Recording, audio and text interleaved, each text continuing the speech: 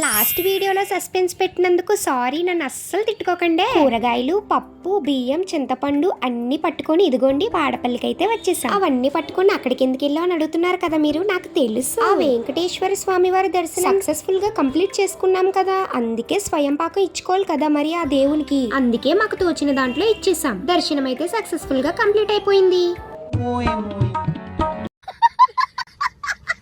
అలాంటి కోతి పనులన్నీ చేస్తూనే ఉంటాను కానీ మీరు అస్సలు పట్టించుకోకండి. ఆ ఆలయ ప్రాంగణంలోనే ఇదిగోండి బంకమట్టితో శివలింగాలు తయారు చేస్తున్నారు. చిన్న పెద్ద తేడా లేకుండా అందరూ తయారు చేస్తున్నారు. నేను కూడా చేద్దాం అనుకున్నాను కానీ నాకు అంత ఛాన్స్ ఇవ్వలేదు వాళ్ళు. ఫోన్లేండి, ఎవరు చేస్తే ఏముంది, మనం మాత్రం అన్నదానానికి వెళ్ళిపోవాలి. అన్నదానం లైన్ కి అయితే వచ్చేసాను. ఇదిగోండి అస్సలు ఖాళీ లేదు. అక్కడ బయోమెట్రిక్ కూడా వేయించుకుంటున్నారు. ఎందుకో నాకైతే తెలీదు. అన్న ప్రసాదాన్ని అదిరిపోయింది అనకూడదు కానీ నాకు మాత్రం అనాలనిపిస్తుంది, అంత బాగుంది. Govinda Govinda, bye bye, all is well.